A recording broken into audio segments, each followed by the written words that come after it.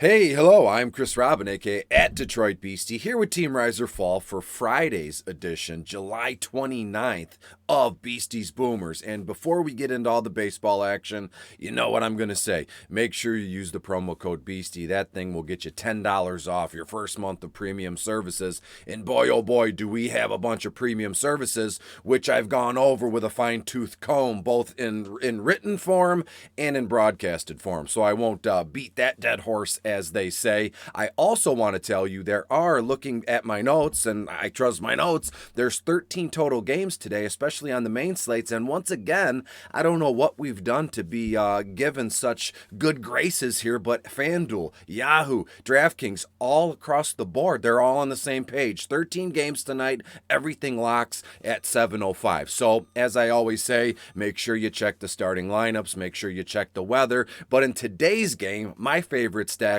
weather will not be a concern because it's on the West Coast. So, before I cut into the study hub and the stacks graphic and the projections, just know we're going to get into it because it's Friday. So, I will be right back. See ya.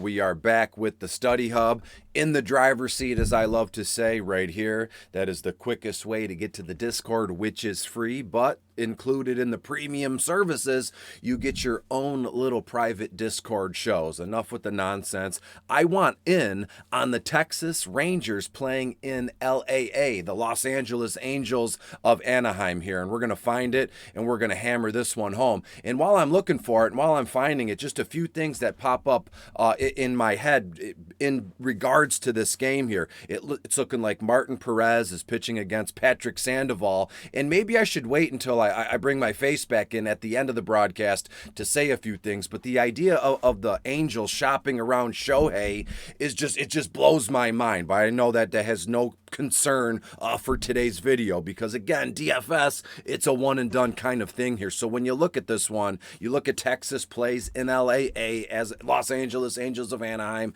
Looks to be like an 8-mile-an-hour wind coming right from behind home plate, boom, through the Keystone, right to center field, going to be 75 degrees. The weather tonight in Los Angeles, in Anaheim, could not be any better. But I want to focus on the Texas side of things because Martin Perez is pitching for Texas. And one thing that I found, and I'll give you this I got a bunch of game facts for you, but check this one out. Martin Perez has not recorded a pitching loss since his first 2 starts of the season. Perez's 17-start streak without pitching a loss is the longest streak by a Rangers pitcher since Phil Ortega. If you've ever heard of him, he had an 18-straight streak, starting winning streak without a loss all the way back in 1967. I know I wasn't alive, and I would imagine a lot of you who are watching this video were not alive here. So let's just kick this sucker right off with Marcus Simeon. How can you go wrong with this guy? Finally, from the grave, that joke can be, put to bed here. Simeon had an awful first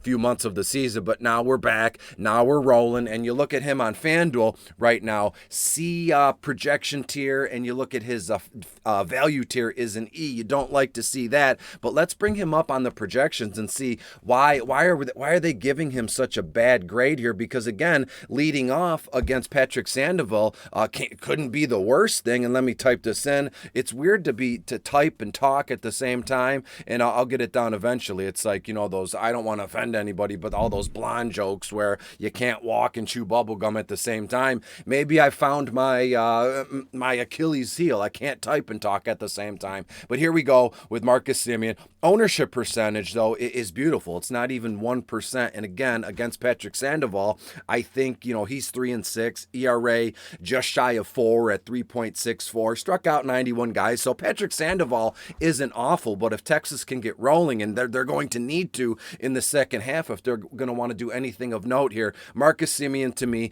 is on the board and a good play in the leadoff spot. As we go down number 2, the guy's name, Corey Seeger. Let's check in on him on the FanDuel batter matchups here. Now, really really quick, as I was doing a few things last night and into this morning, Corey Seeger has a questionable tag next to his name. So again, make sure we check batting lineups and we move on from there and make sure the guy's in the lineup. You cannot afford a goose egg, especially in today's day and age of DFS here. And when you look at Seeger, everything's pointing to no, hands off Texas tonight. But as the video progresses, and maybe at the end here, when we're getting out of here, I'll give you a couple things on why I think, Texas can get over on LAA tonight. It just seems to be some sort of weird turmoil in Los Angeles for the Angels, but that's neither here nor there. When we look at Corey Seager, his FanDuel value tier is a B, is a D. His projection tier is a B. That's what I was getting at. And when we look at Seager here on DK, let me slide up a little bit. He's got to be around here somewhere, right? And as we go down, boom, there's Corey Seager right there in the 2 spot. Again, red and red. And his ownership percentage is 0.8% here. So to me, if everybody's going to be on 13-game slate, as I said, the Dodgers are playing in Colorado tonight. How many people, what are the Dodgers ownership percentages going to look like at Coors tonight? And that's all well and good. Look, I do these videos and some folks, comment, they say, this guy stinks. He's wrong a lot. Well, I'm trying my best because I'm only giving you 4 or 5 guys in a massive, vacuum or a massive bubble of slates here. And when you look at it, the Dodgers are playing in Colorado, as I said, and I think the Dodgers dismantle Colorado like 9-2, 10-2, something like that. So you're going to say, well, you're a dummy. Why wouldn't you make a video where it's a sure thing, where the Dodgers are going to hang 10 runs? Because anybody can see that with their own eyes and go from there. I'm trying to give you maybe a little bit of a secondary stack, or maybe get your mind moving in another direction here. So now that I got that off my chest, let's go to the 3rd spot, and then I'll type it in the projection here. And last time we talked about Adolis Garcia, remember I did the whole, flexing my muscle thing. The guy looks like an Adonis. I mean, his arm is just as thick as my neck here. And here we go, Adolis Garcia. FanDuel projection, 10.2. I think that's on the low side. We know where I stand with that. His tier value is an E, not good, but we're going to run with it anyways. And yet again, another Texas Ranger, not even at a 0.5% ownership here. And let's look at the DK here as we move along. And Adolis Garcia's got to be around here somewhere. He's at the top, at the 3 spot, yellow. We know green means go, yellow means slow down, but to me, yellow, I'm going through that sucker. His rating is 46.85 in comparison to Shohei, but we know Shohei is just otherworldly. He's an alien. It is what it is. But look at his ownership percentage, 0.8% owned. And when we go to a tier value and projection, not all that good, but it still doesn't bother me. In the 4th spot here is Jonah Heim. Now, this kid I've mentioned a few times. I think I've made a few graphics about Jonah Heim. He's a catcher, and when you're playing DFS, especially on FanDuel, they have that joint spot, that first base catcher spot. And how many times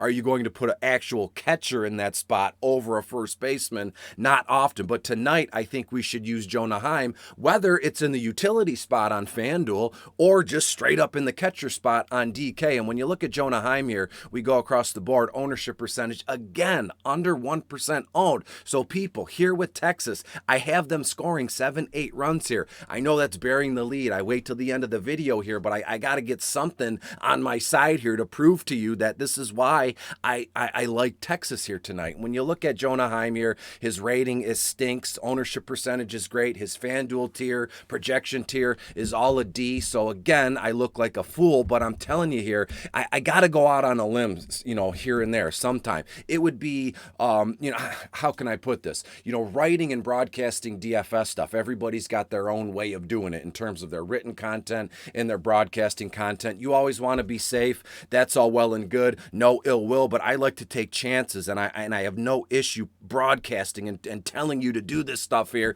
because when it hits, you can kind of see maybe Chris has an odd way, or maybe Chris knows what he's doing after digging in just a little bit deeper. And here's his projection on FanDuel, at least 8.34 in the leadoff spot today in a game against Patrick Sandoval with Simeon, Seeger, and Adolis Adolis above him or going up in front of him batting wise, I think Jonah Heim can double that, triple that. So you look at his value tier is a D, one base knock. Let's say that there's 2 on or bases loaded, 1 base hit for Jonah Heim, and he doubles his FanDuel projection, and the value tier looks foolish, and we're back bumped up to a B or a C. One more guy I'm going to give you just in case, and I don't know if you'll guess. It's not the guy in the 5th spot here, but it's going to be Leote Tavares. This kid has come out of nowhere, right? And he's been very popular in like sports card collecting, things. Get the the Bowman Mojo Refractor, or add him in seasonal format. So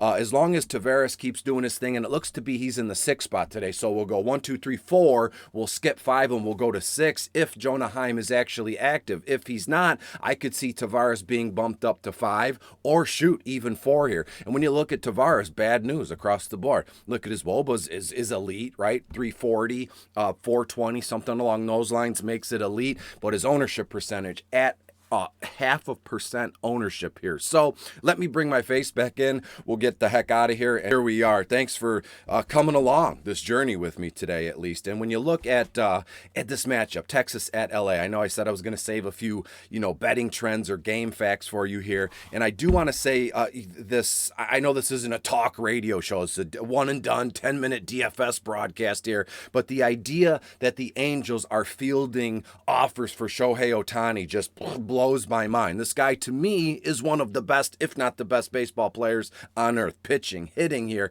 and that just goes to show what a awfully ran organization they are. You got Trout on the IL, and it just came out yesterday that he's got some weird back or spine thing that nobody's ever seen in 1,000 years on earth, so God only knows how long he's going to be on the shelf. I'm not trying to be sensationalism here and say Trout's never going to play again, but to me, Patrick Sandoval pitching tonight, Mike Trout on the IL, the team in the clubhouse knows that Shohei might split, and he's the brightest spot that they have, if Trout is not in the lineup. I think Texas really hangs 7 or 8 runs here against the Los Angeles Angels of Anaheim, and boom, we are off and running. Before I get out of here, make sure you go to the website, use promo code Beastie. You'll get $10 off your your first month of premium services here, and I'm telling you, it's worth it. I said it in the last few videos. I've cut little promos and all that, but we have a collection of folks, men and women here at this website who are currently writing